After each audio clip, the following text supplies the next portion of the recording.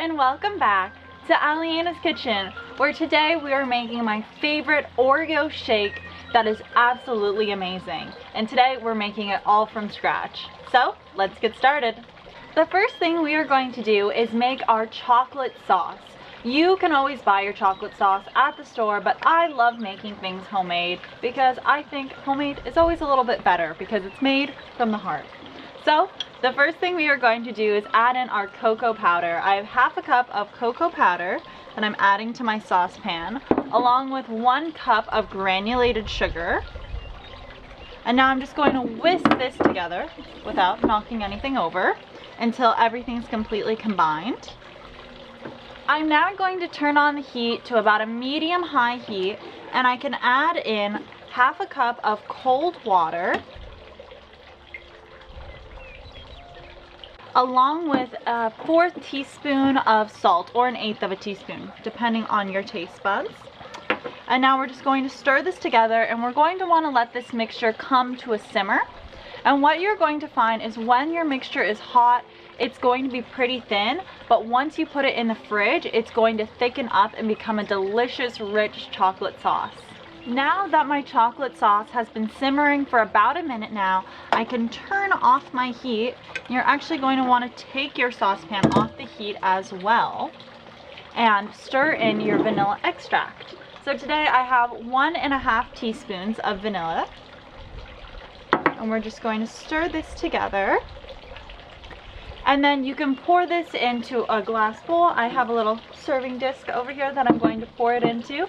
And I can just pop this in the refrigerator for about 30 minutes to let it thicken up before I add it to my milkshake. While my chocolate sauce is cooling in the fridge, I'm going to make some homemade whipped cream to add on top of my milkshake. I have 1 cup of heavy cream that's going to be going in my bowl.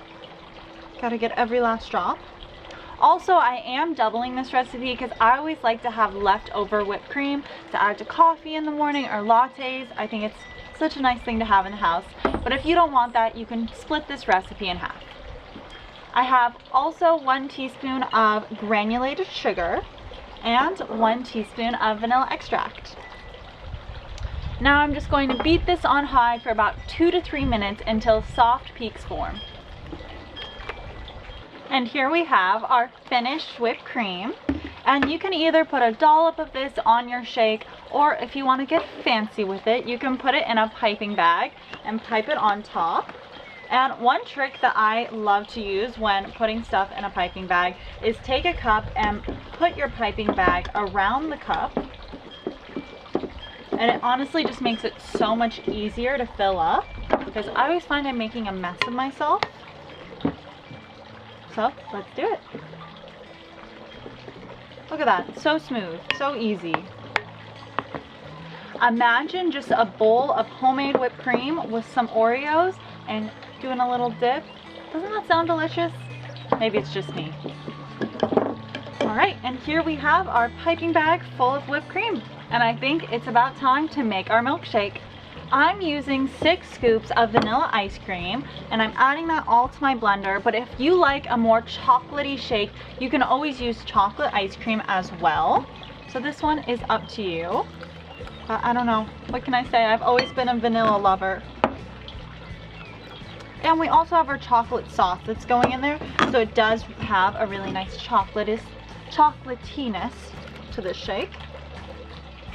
And I'm going to add in a 1/3 cup of my chocolate sauce. And my favorite ingredient, the Oreos, because you can't have an Oreo shake without a good helping of Oreos. So today I'm using 12 Oreos, and I'm crushing them up a little bit, or breaking them up a bit, so it's easier to blend everything together.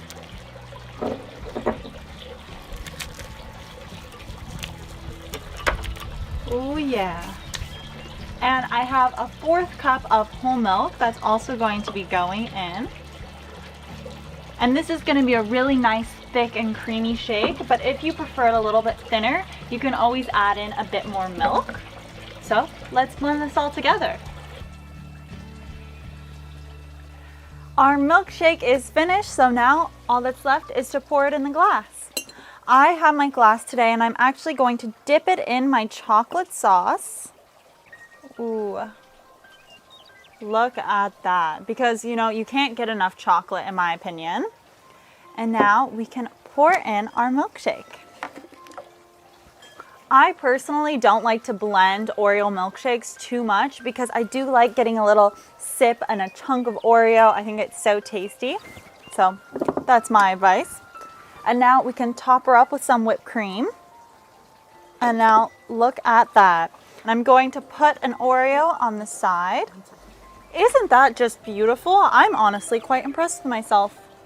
Well, that looks amazing. I can't wait to try it. So now it's the moment of truth. I'm going to try to do it without messing up.